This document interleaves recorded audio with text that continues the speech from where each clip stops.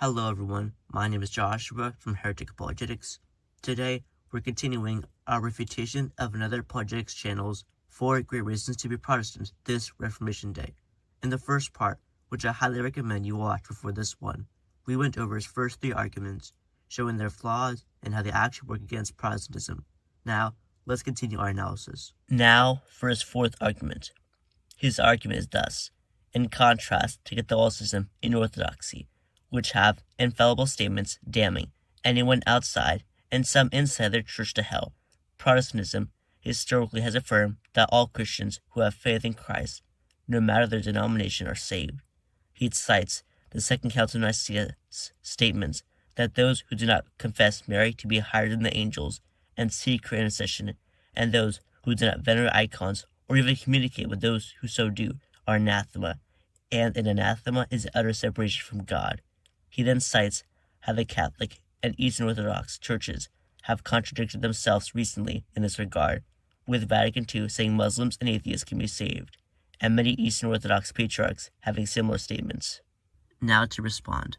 Firstly, another apologetics channel assumes that all statements of ecumenical councils are infallible. That's just not true. Ecumenical councils are infallible when they solemnly define matters of faith and morals, such as the definitions of councils or certain anathemas proclaimed by the council. For example, Vatican II does not contain any infallible declarations. It was a pastoral council, not a dogmatic council. So, right off the bat, this disproves this guy's argument that this is a contradiction of 2 infallible statements. However, it would still be pretty bad if the Church started officially teaching in contradiction to one of her prior infallible statements. So let's examine the council's statements he is referring to. For the anathema against those who communicate with those who dishonor icons, I think he's referring to Session 1 of Second Nicaea. Now, a thing you may notice is that this is the confession of the Bishop Basil before being received by the council, by no means an infallible statement of the whole council. However, let's assume for the sake of argument that this is true. If another apologetics channel were to condemn Second Nicaea on the basis of this statement, without any attempt to understand possible historical or cultural reasons for this, he would actually be condemning the Bible. 2 John, verse 7, 9 through 11 reads, "For many deceivers have gone out into the world, men who will not acknowledge the coming of Jesus Christ in the flesh. Such a one is the deceiver and the Antichrist. Anyone who goes ahead and does not abide in the doctrine of Christ does not have God. He who abides in the doctrine has both the Father and the Son. If anyone comes to you and does not bring this doctrine, do not receive him into the house or give him any greeting, for he who greets him shares his wicked work." This passage tells Christians not to even greet those who deny the incarnation, i.e., Christ coming into the flesh, saying that to greet them means to share their wicked work. If you want to bring up possible cultural reasons to not greet these heretics at that historical situation, fine, but at least grant the same leniency to Second Nicaea. For the anathemas concerning those who do not confess Mary to be higher than all creation and seek her intercession, I think he is referring to the definition found in the text for this council on newadvent.com. However, as you may notice, this is a statement of a mock, heretical council that Second Nicaea is responding to. Notice how it condemns images of saints, the very thing Second Nicaea is defending. About the anathemas against those who do not salute their venerable icons, we actually do find an infallible statement of this council for this. We read from the decree of the Second Council of Nicaea, and "This is the faith of the apostles. This is the faith of the Orthodox. This is the faith which has made firm the whole world. Believing in one God, to be celebrated in Trinity, we salute the honorable images. Those who do not so hold, let them be anathema. Anathema to those who do not salute the holy and venerable images." Still, another apologetics channel may say this condemns Protestants to hell because they do not venerate icons. After all, he does get right that we have multiple statements from this council defining an anathema as separation from God. Well, not so fast. First of all, Protestants weren't even a thing back then, so it seems somewhat anachronistic to apply it to them. Protestants, born so, were never in the church to begin with, so it's hard to imagine how they could be thrown out of the church. But let's assume that this anathema does apply to Protestants. Does this condemn them to hell? The answer is yes and no. The answer is yes in that if a Protestant is willingly and obstinately rejecting the veneration of icons, he cannot be saved. The answer is no in that this council condemns heretics, not ignorance. For instance, if a person, raised Protestant, hasn't really learned enough, having invincible ignorance, he may not have suffered the punishment of anathema. Of course, another apologetics channel may call this a later revision of church history due to Vatican II. How then do we know that Nicaea II may not be condemning all Protestants to hell? For this, we have the concept of invincible ignorance before Vatican II and even before Second Nicaea. We read from chapter 46 of Justin Martyr's First Apology, "But lest some should, without reason, and for the perversion of what we teach, maintain that we say that Christ was born 150 years ago under Cyrenius, and subsequently, in the time of Pontius Pilate, taught what we say he taught, and should cry out against us as though all men who were born before him were irresponsible. Let us anticipate and solve the difficulty.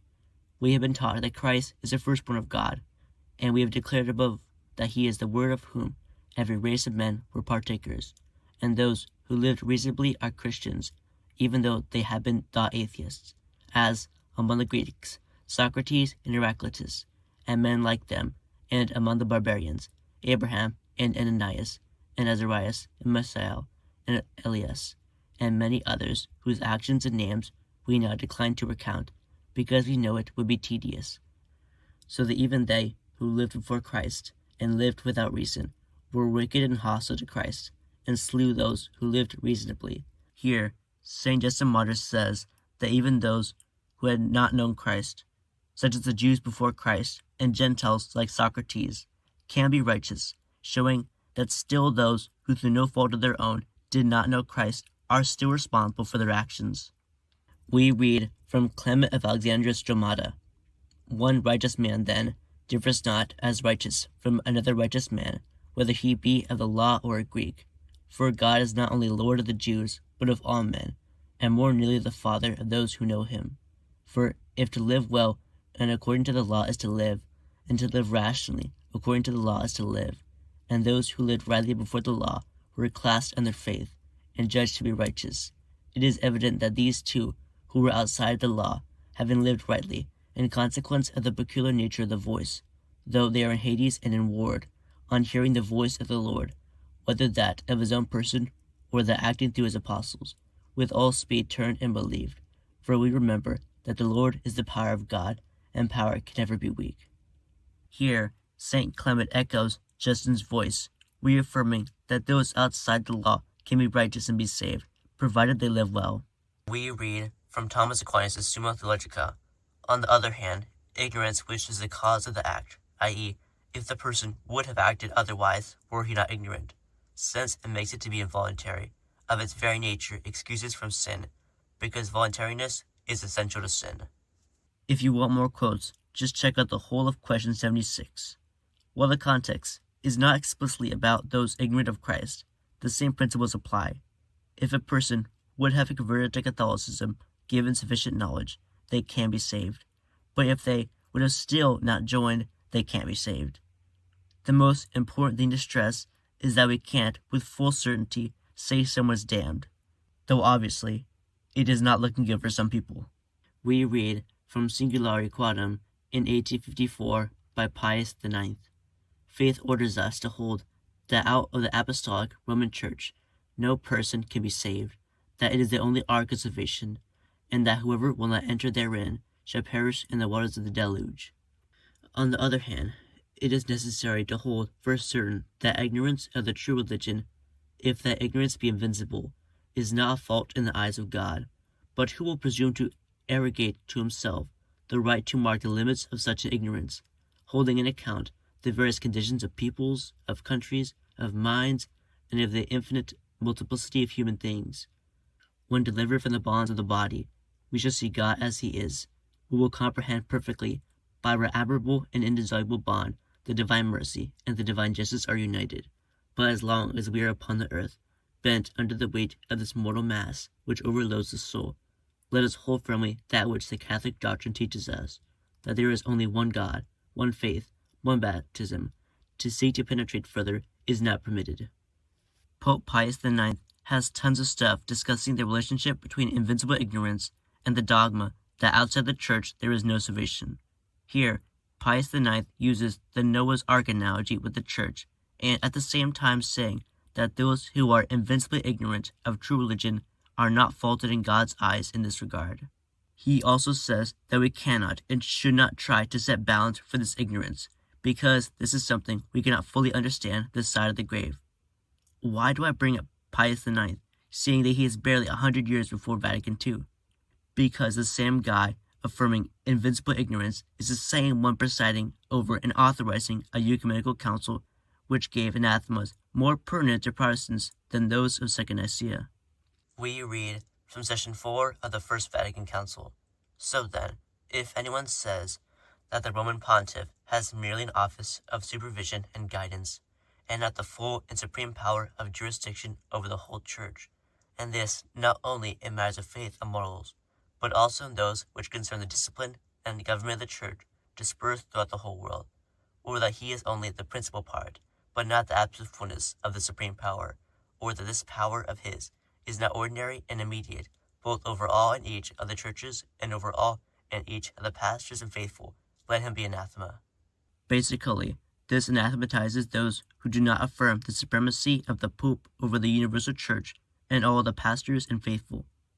Pope Pius IX thus illustrates that you can offer anathemas that seemingly do not admit exceptions, yet affirm that we cannot know for sure if such and such person or group is damned. Finally, the statement from Vatican II about the possibility of Muslims and atheists being saved. We read from the Vatican II document Lumen Gentium. Finally, those who have not yet received the gospel are related in various ways to the people of God. In the first place, we must recall the people to whom the testament and the promises were given, and from whom Christ was born according to the flesh. On account of their fathers, this people remains most dear to God, for God does not repent of the gifts he makes, nor the calls he issues. But the plan of salvation also includes those who acknowledge the Creator. In the first place amongst these, there are the Muslims who, professing to hold the faith of Abraham, along with us adore the one and merciful God, who on the last day would judge mankind. Nor is God far distant from those who in shadows and images seek the unknown God, for it is he who gives to all men life and breath in all things, and as Savior wills that all men be saved. Those also can attain to salvation, who through no fault of their own do not know the gospel of Christ or his church, yet sincerely seek God, and moved by grace strive by their deeds to do his will as it is known to them through the dictates of conscience. Nor does divine providence deny the helps necessary for salvation to those who, without blame on their part, have not yet arrived at an explicit knowledge of God, and with his grace strive to live a good life.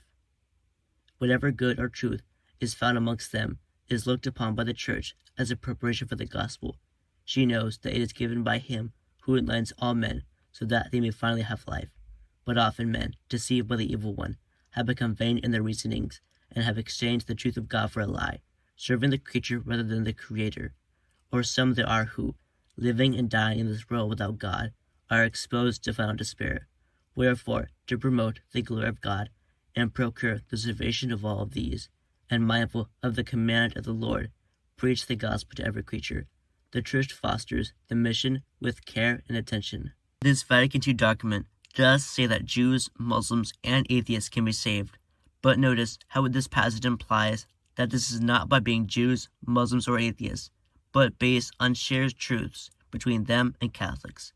The Jews have the true revelation of the Old Covenant, Muslims are monotheists, and atheists have conscience. As this document says, these are all preparations for the gospel. Also, notice how this document says that these people don't automatically get a freebie as regards being saved. It says that often people serve the creature rather than the Creator, exchanging the truth for a lie, and that some in this world are exposed to final despair. Finally, this uncertainty about the salvation of others should inspire us to preach the gospel, even if we are not 100% sure they're damned. We read from Peter Kreft's Handbook on Catholic Apologetics. We do not know exactly who is on the way to hell. That's why we risk all to save some. A mother doesn't need to know that her children are going to fall through the thin ice and drown before she is motivated to shout, "Get off the ice." All she needs to know is that she doesn't know, that they won't drown, that they may drown. We know that anyone may go to hell because Jesus said so, but we do not know exactly which children are going to be lost because Jesus didn't tell us. Ignorance and risk can be a compelling reason for action as knowledge and certainty. If you think your child may be dying, you will rush to the doctor at the same speed as if you knew your child is dying. Also, it is not true that historically Protestants have regarded Christians of other denominations to be saved and true brethren. To give one example, we have the bitter divide between Martin Luther and Zwingli, two of the initial reformers. The Marburg Colloquy in 1529 was meant to lessen the tensions between Luther and his followers and Zwingli and his followers, but it utterly broke down. We read from Ulrich Zwingli's report of the Marburg Colloquy, October 20th, 1529. These and other innumerable, vacillating, absurd, and foolish utterances of his, Luther's, which poured forth tirelessly from him, like water rippling on a beach, were refuted by us so successfully that the prince himself is now on our side, although publicly, in the presence of certain princes, he pretended not to be. Almost the entire court of Hesse has deserted Luther.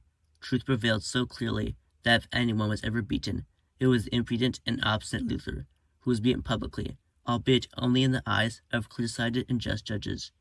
May he scream as loudly as he wants that he remains unbeaten, etc.